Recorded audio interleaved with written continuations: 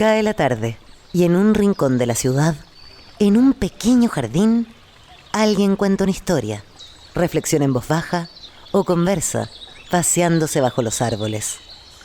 Es hora de volver a casa, bajar la velocidad y darle tiempo al tiempo. Christian Warnken nos abre la verja de su jardín para que respiremos aire puro y oxigenemos el espíritu. En Pauta, aquí comienza Desde el Jardín. Una presentación de Fundación Irarrázaval desde 1920 al servicio de la educación, humanismo y técnica, y Sheraton Santiago. Lo esencial de toda exploración será volver al propio jardín y ver las cosas por primera vez, decía el poeta T.S. Eliot.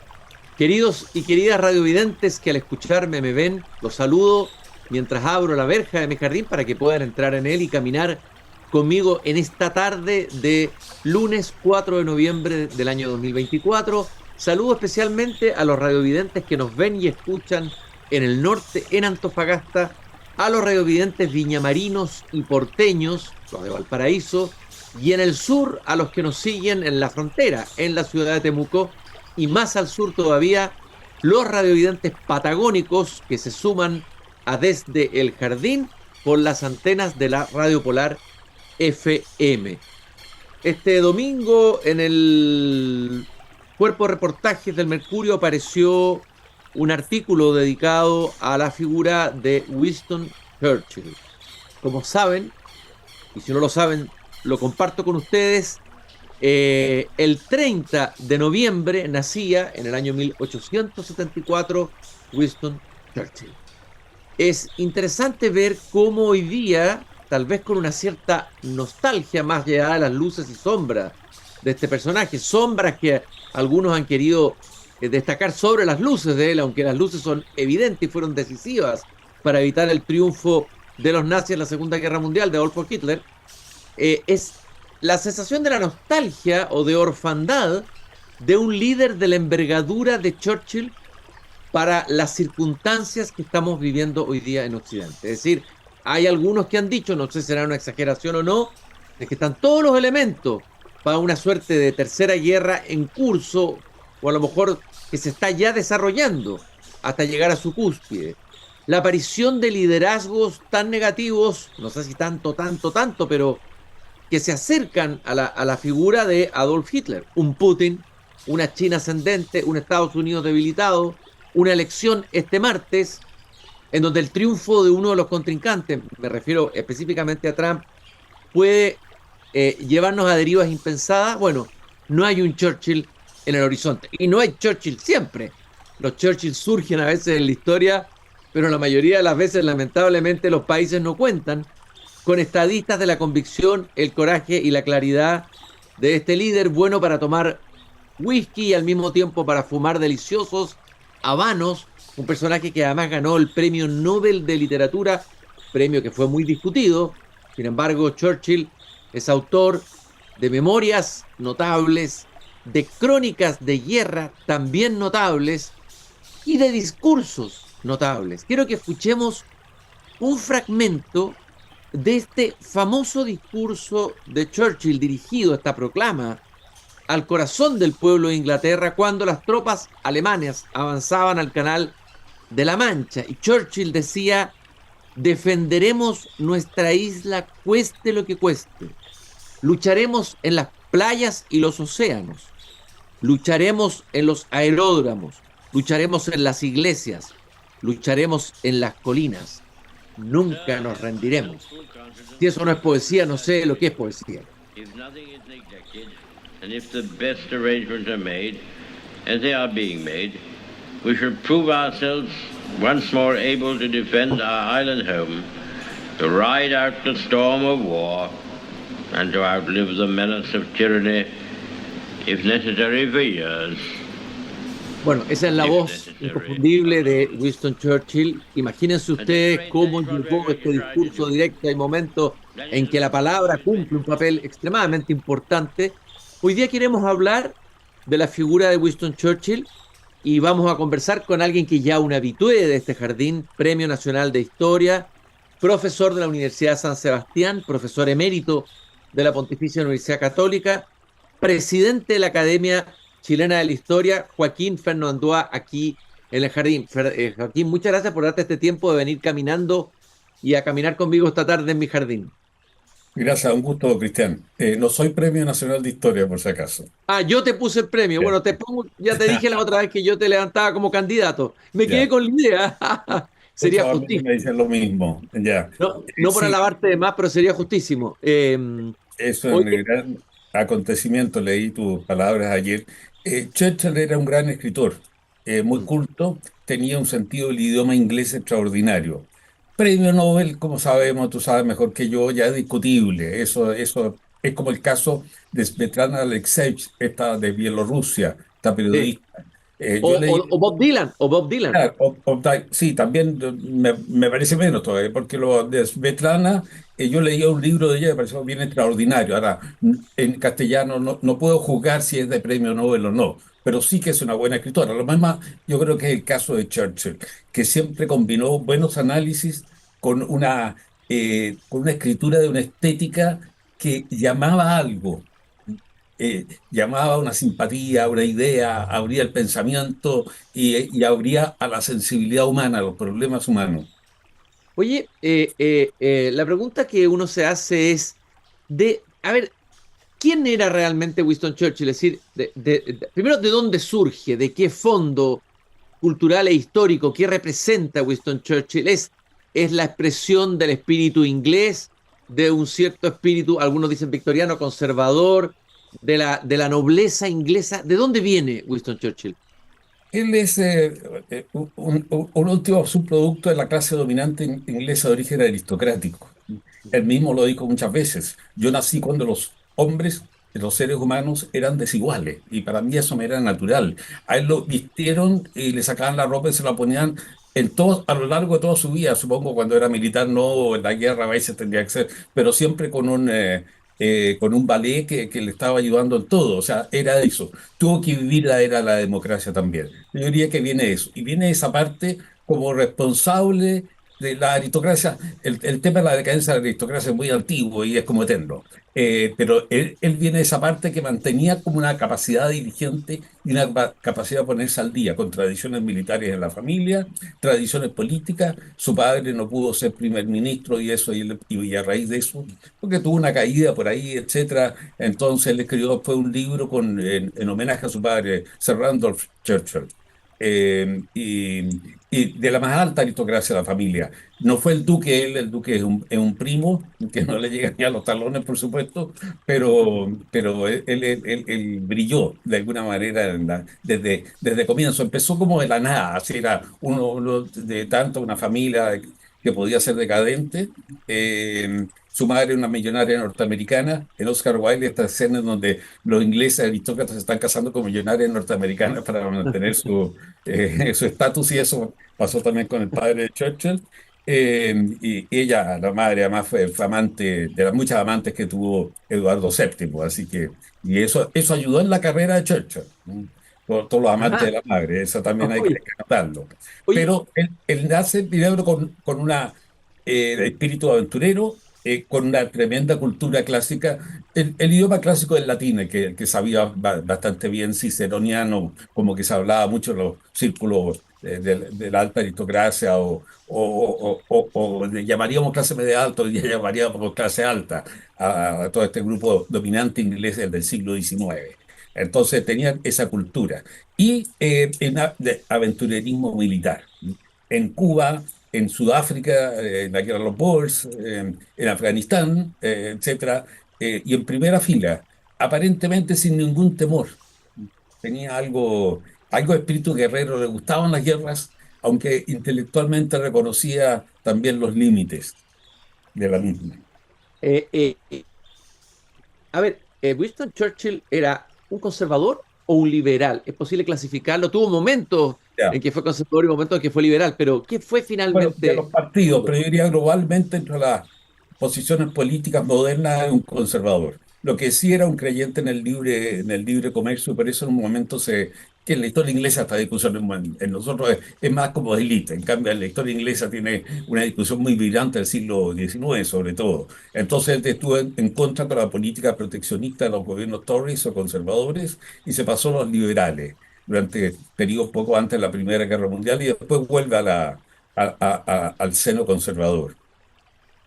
Oye, Joaquín, a ver, Adolf Hitler empieza a surgir como una figura peligrosa, pero no todos lo advertían, y se empieza a provocar una suerte como de, no sé si de abdicación o de somnolencia de la clase dirigente europea, que no ve el peligro que viene, pero Churchill sí lo ve, y para de alguna manera imponer su posición tuvo que enfrentarse a la oposición interna del propio Partido Conservador en un famoso discurso, es decir, no le fue fácil convencer a los suyos. ¿Cómo fue, a ver, esa lucidez que tuvo, ese coraje, esa determinación, cuando estaba en minoría prácticamente, que la gente no quería más guerra? La expresión corre muy bien acá, el pueblo inglés no quería más guerra, ya el trauma de la Primera Guerra Mundial era muy fuerte, todos preferían negociar incluso con Hitler, por no decir abdicar. ¿Cómo es que Churchill logra imponer, parece un milagro, digamos, su postura, estando en Sí. condiciones tan desfavorables en términos de opinión? Bueno, influyó su militarismo, yo creo que influyó un poco eso, ¿no? Pero sobre todo, bueno, él fue una especie de niño maravilla, amado y odiado, alabado y criticado, o sea, era alguien discutible, ¿eh? Si no hubiera sido por la Segunda Guerra Mundial, en la historia aparecería como un buen escritor, naturalmente, pero además como un personaje extraño, discutible, casi un dandy de la política, ¿no? Pero él se hizo portavoz en la década del 30 del peligro nazi. Ahora hay que entender, y esto para entender todo el tema de la guerra, incluso en Alemania, que la Primera Guerra Mundial provocó también un shock cultural muy grande. 900.000 ingleses murieron, principalmente jóvenes. Bueno, una parte importante era la colonia, pero por lo menos 600, 700.000 jóvenes ingleses de una determinada edad, entre los 18 y los 30 años, perecieron. ¿Para qué? ¿El mundo estaba más poderoso o no? Y la palabra apaciguamiento lo usó los George terminada la Primera Guerra Mundial diciendo nuestra meta ahora es apaciguar la zona de conflicto, to appease, de ahí la palabra appeasement en inglés. Entonces, esa es la idea, mire, no vayamos a una guerra por cualquier cosa. Y eso es como razonable. Y esa idea estaba. Y esa la aprovechó Hitler naturalmente, que Y también por, necesitó la paz. Hitler hablaba de la paz porque al comienzo la necesitaba. Oye, pero ¿cómo? Porque lo que hay que decir es que Churchill tuvo visión, lo que no tuvieron los Sí, otros. A ver, sí, ¿cómo se forja esa visión, ya. esa claridad de lo que viene? ¿Sí? Él yo creo, tenía la cosa del gran político, la intuición de las personas, quiénes son, que son serios, no serios, que quieren algo, no quieren, están dispuestos a esto o no. Y él leyó en Hitler una voluntad radical, nihilista de cambio y de dominio absoluto. No era anti-alemán en el sentido de la propaganda de la Primera Guerra Mundial, al contrario, en ese sentido no lo era. Creo que se suma a la demanda de rendición incondicional, creo que fue un gran error de los aliados occidentales por lo demás. Pero en fin, se suma a eso, pero por necesidades políticas, porque dependía de Estados Unidos. Pero él vio tempranamente en Hitler una amenaza. Y de Alemania, mal que mal, era la primera potencia industrial del continente. Entonces, Estados Unidos ya era más grande, pero estaba como lejos, aislado. Se iba a decidir eso en Europa y Alemania, la primera potencia, estaba bajo el dominio de de este dirigente, de este dictador absoluto que quería, que sin escrúpulos, lo mostró en la manera como se hizo el poder, cómo se deshizo su propia gente, una especie de purga stalinista que hizo, etcétera. Entonces, estamos y con una enorme temeridad internacional. Entonces, eso es lo que vio Churchill. Y decía, hay que detenerlo, y el ánimo en Inglaterra y en Francia no era de ir a una guerra por cualquier cosa. Esa era la idea dominante. Claro, uno ve, leyendo por ejemplo a Stefan Zweig, que al comienzo como que de alguna manera trataba de relativizar lo que estaba pasando, decía a lo mejor estos jóvenes son idealistas, en unas cartas con Joseph Roth, el otro escritor que le Claro, decía, no, sí. Stefan, el horror viene, despierta. Bueno, o sea, habían intelectuales, políticos, o sea, en general era un clima poco propicio para la guerra. Eso es lo impresionante que Churchill haya logrado imponer su punto de vista, digamos. Que Cristian, nosotros sabemos cómo terminó las cosas. La gente de la época no sabía cómo iba a terminar. Sí. Entonces, los seres humanos no sabemos cómo va a terminar nuestra actual situación, no sabemos. Entonces, ninguna era, ahora todos dicen cómo que no vieron, pero la situación era distinta. Pero Churchill leyó este caso. Era muy anticomunista también, pero también se da cuenta que el liderato soviético no era temerario como el nazi, por llegar a sus fines no estaba dispuesto incluso a la destrucción de sí mismo, como Hitler decía, o vencemos o perecemos. Tú dijiste ahí nihilismo, interesante, es decir, la Sí, encrucijada que se vivió en Europa fue el enfrentamiento frente al nihilismo. Me recuerda algo en Jünger, sobre el que hemos claro. conversado aquí antes, Sí. la reflexión de Jürgen sobre el nihilismo. A ver, profundicemos un poco de qué manera el nazismo es la expresión de un nihilismo y qué es lo que caracteriza a un nihilismo cuando surge en la historia. Sigo con la definición de Jünger, que es un proceso de reducción. La cosa todo la vida, la civilización, la parte trascendental del ser humano, todo eso se va opacando en pos de un fin determinado, muy concreto, muy material, no solamente en ganancia monetaria, que no era el tema, sino que en poder y en triunfo. En- eh, y eso a cualquier precio. Y valía la pena hacer eso. Esa es la idea un poco, digamos, lo que se expresa en política, el nihilismo. Y todos los valores del pasado no significan nada. A veces el nihilismo puede tomar la forma del nazismo, a veces el anarquismo y a veces el comunismo, ¿no es cierto? Claro. O a veces el paneconomicismo, no me gusta el concepto neoliberal, pero el paneconomicismo yo diría también. Cualquier voluntad humana expresada incluso puede ser un lenguaje aparentemente sofisticado, pero que quiere arrasar con los valores. Mm. Y como los valores, en eso al menos yo soy discípulo de Weber y Berlin, los valores son algo básico en lo humano, pero al mismo tiempo tienen problemas, son inconmensurables, o sea, no entran dentro de una misma lógica. Hay choque entre ellos, decidimos entre ellos. Y la civilización y el valor del humano es saber convivir con este asunto. Entonces, el nihilismo es no, un valor nomás. Y Un ese solo valor valor reductivo. deja de tener sentido al estar al dejar de estar en interacción con otros valores. Ujú. Oye, Diría Joaquín, que por ahí va una definición o una consideración del nihilismo. entiendo que la relación entre Hitler y Churchill creo que nunca se encontraron No se y, encontraron. y Hitler lo odiaba y parece que hay testimonios de los generales alemanes en el último momento de Hitler que gritaba, pateaba, tiraba los besos cuando escuchaba la palabra Churchill, porque se daba cuenta que aquí se había encontrado realmente con un adversario que podía derrotarlo, ¿no? O sea, Hitler se dio cuenta que Churchill iba a ser la piedra en el zapato. Claro, porque el año 40 Hitler en realidad le ofrece algo a Inglaterra, ¿ah? Le ofrece una paz que podía mantener Inglaterra su independencia militar también, que era importante, porque ahora le ofrecía la paz, pero perdían la independencia militar, la capacidad de defenderse. Y en Inglaterra había muchas dudas sobre eso, ¿no?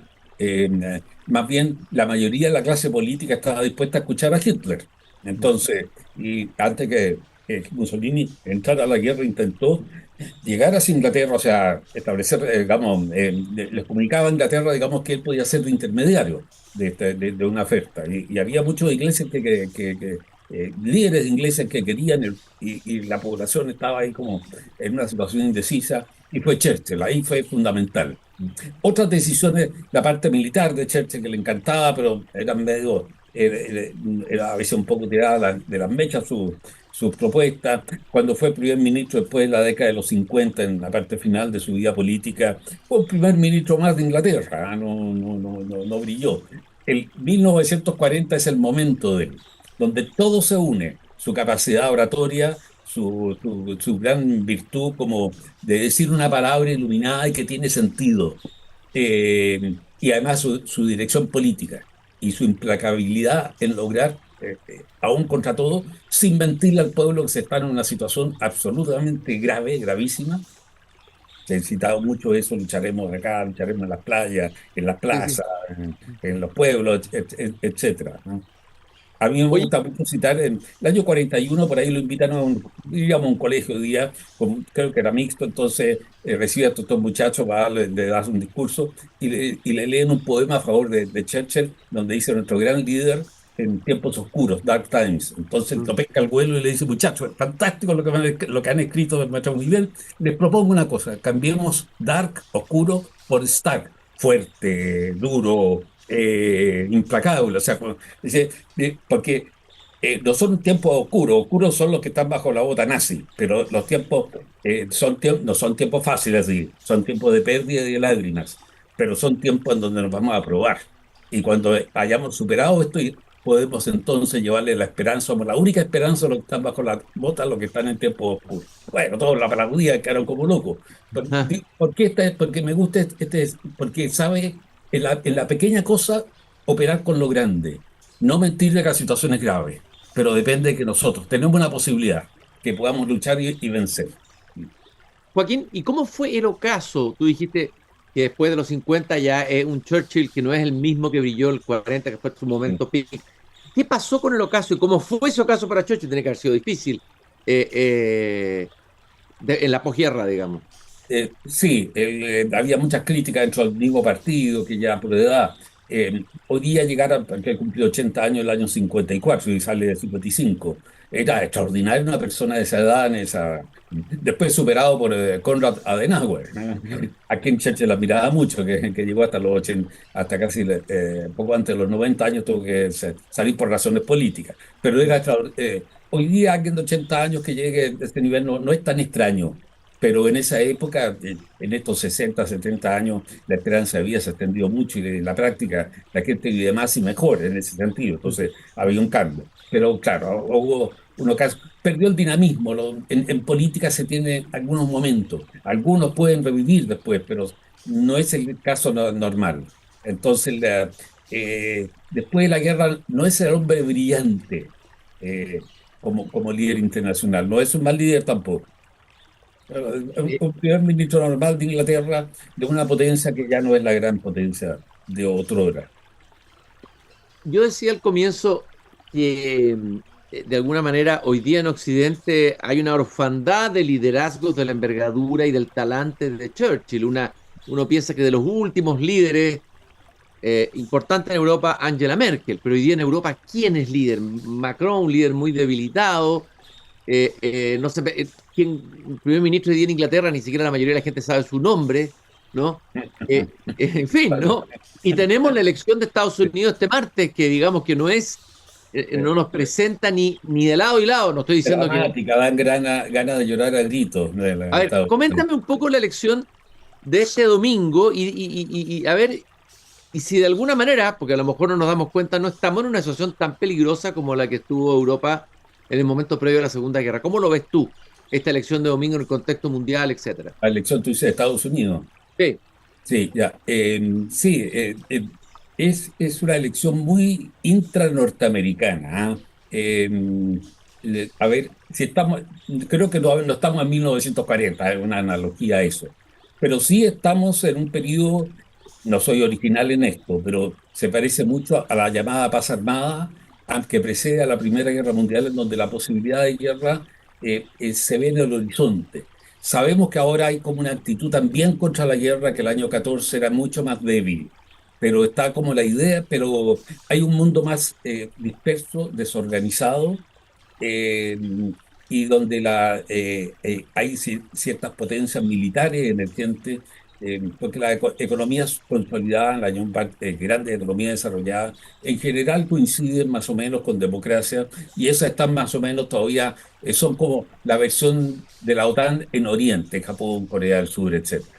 Pero hay otras potencias militares emergentes, y un país, una de ellas, con una economía desarrollada como China, que no lleva una política temeraria, pero puede caer en eso. Y Rusia, que lleva naturalmente con Putin lleva una política muy temeraria y peligrosa, más estos focos que son para el mundo son como de mediana intensidad, pero que son muy graves, como la guerra en Gaza, en fin, todo el conflicto del Medio Oriente, que a veces se apacigua y después erupta así con violencia. Entonces, ¿qué pasa? Lo que yo veo el problema de esta elección de mañana en Estados Unidos que, digamos, nadie ha dicho algo más o menos sensato acerca de la política internacional, de lo que pasa en el mundo, como que no interesa.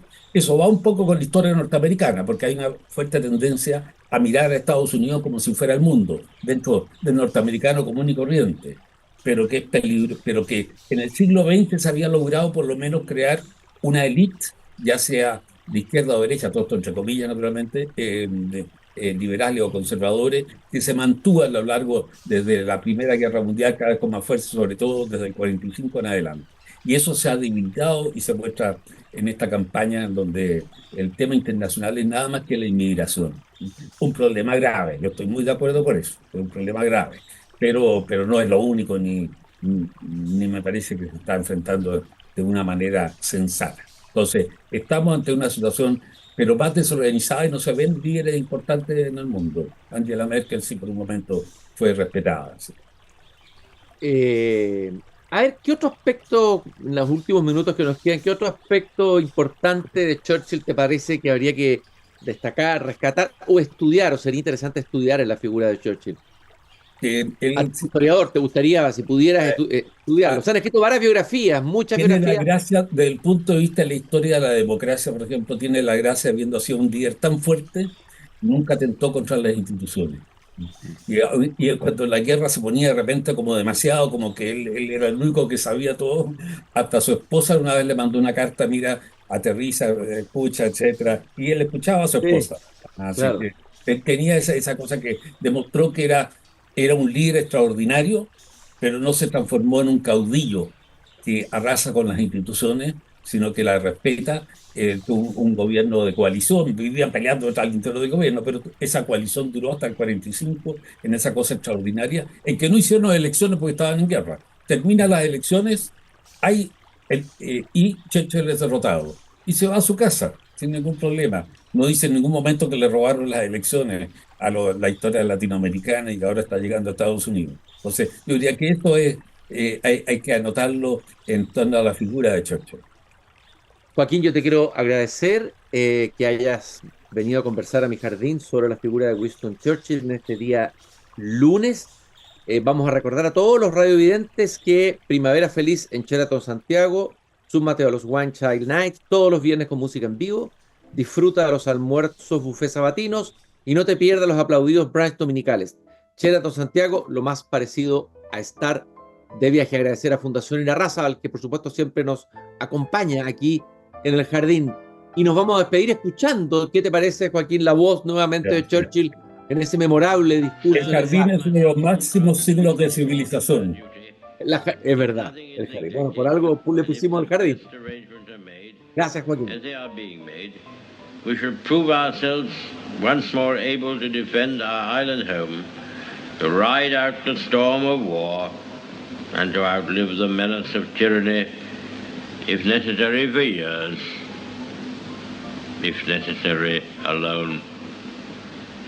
At any rate, that is what we are going to try to do. That is the resolve of His Majesty's government, every man of them. That is the will of Parliament and the nation. The British Empire and the French Republic, linked together in their cause and in their need, will defend to the death their native soil, aiding each other like good comrades to the utmost of their strength. We shall go on to the end. We shall fight in France. We shall fight on the seas and oceans. We shall fight with growing confidence and growing strength in the air. We shall defend our island, whatever the cost may be.